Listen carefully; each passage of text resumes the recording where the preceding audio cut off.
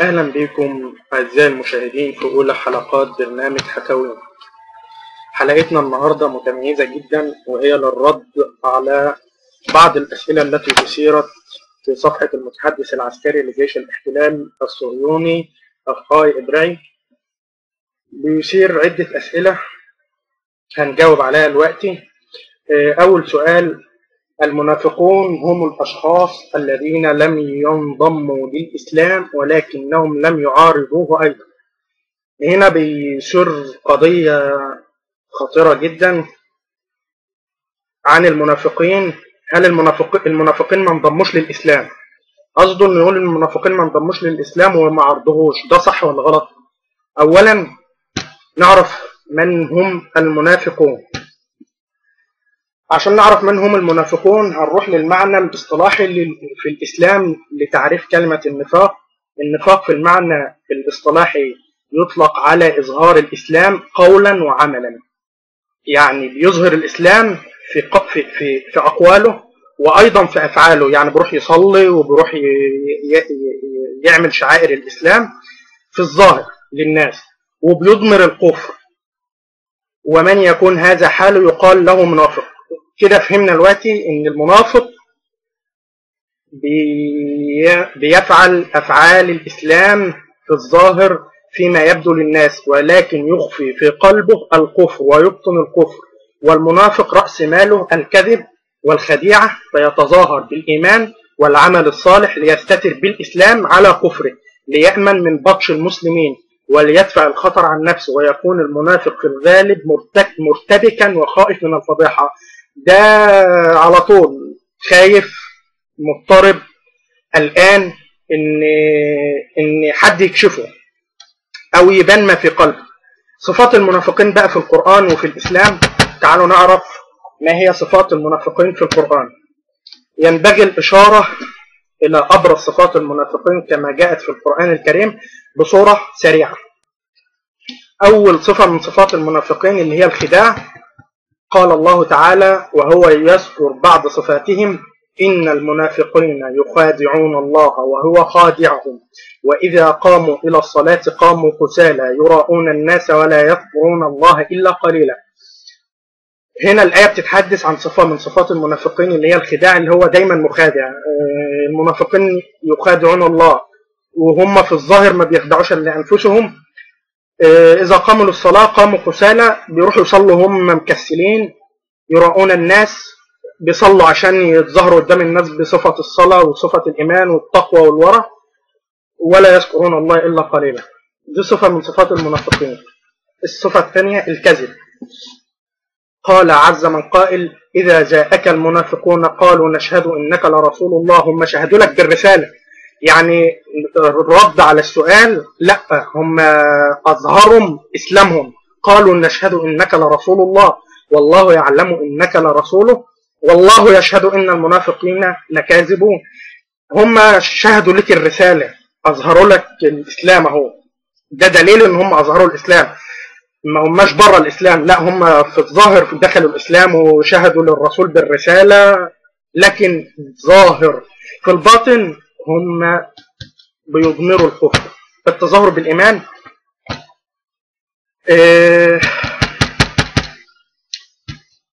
التظاهر بالإيمان. قال جل جلاله: اتخذوا أيمانهم جنة فصدوا عن سبيل الله إنهم ساء ما كانوا يعملون. الخوف والقلق الدائم من الفضيحة. قال سبحانه وتعالى، اللي هي دي الآية دي نزلت في منافقين المدينة: يحذر المنافقون أن تنزل عليهم سورة تنبئهم بما في قلوبهم قل استهزئوا إن الله مخرج ما تحذرون.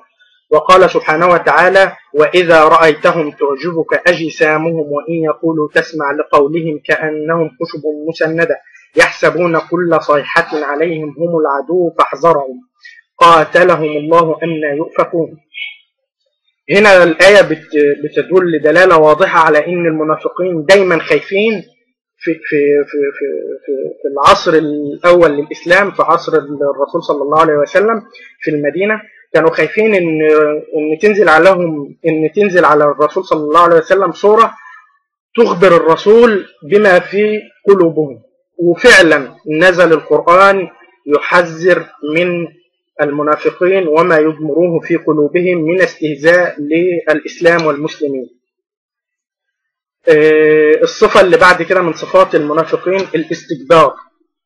قال الله عز وجل: وإذا قيل لهم تعالوا يستغفر لكم رسول الله لووا رؤوسهم ورأيتهم يصدون وهم مستكبرون. لو قلت لهم تعالوا للرسول يستغفر لكم، لا، هيتكبروا، ودي صفة من صفاتهم ان هم متكبرين. الصد عن سبيل الله والإيمان به وبالرسول صلى الله عليه وسلم. وإذا قيل لهم تعالوا إلى ما أنزل الله وإلى الرسول رأيت المنافقين يصدون عنك صدودا، هيبعدوا عنك. التكاسل في أداء الواجبات والرياء حين أدائها. هو متكاسل، ودي اللي في أول آية. وفي رياء بيرائي الناس في أفعاله. إن المنافقين يخادعون الله وهو خادعهم وإذا قاموا إلى الصلاة قاموا كسالى يراؤون الناس ولا يذكرون الله إلا قليلا. يبقى ده ردنا على أول سؤال، مصير المنافقين. الآيات كثيرة جدا اتكلمت على المصير اللي هيقول له المنافقين. أول آية: إن المنافقين في الدرك الأسفل من النار ولن تجد لهم نصيرا. الآية الثانية: وعد الله المنافقين والمنافقات والكفار نار جهنم خالدين فيها هي حسبهم ولعنهم الله ولهم عذاب مقيم. وده وعيد متكرر في الآية لما يقول إليه المنافقين. أول حاجة نار جهنم خالدين فيها هي حسبهم ولعنهم الله، واللعن والطرد من رحمة الله، ولهم عذاب مقيم أي ثابت ومستمر في جهنم والعياذ بالله. أيضا المنافقين في الأحاديث الشريفة وفي السنة النبوية اتكلمت عنهم. ذكرت بعض من صفات المنافقين وعلاماتهم.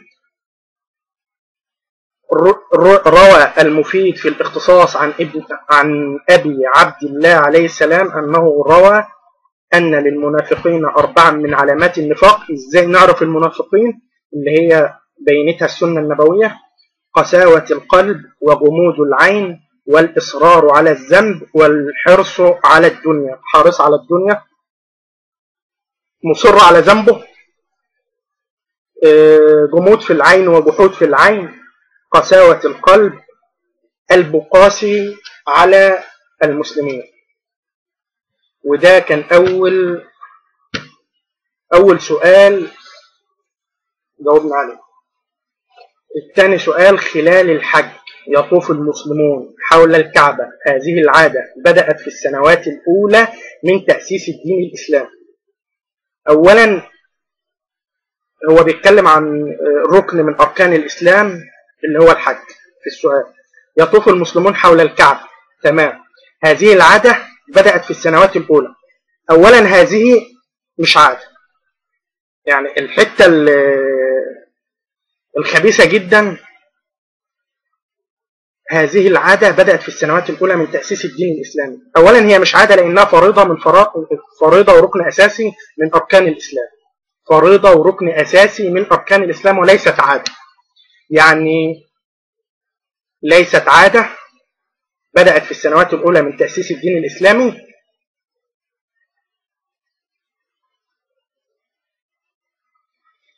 هنرد على السؤال. طواف الكعبة ما بدأش في السنين الأولى من الإسلام. إزاي؟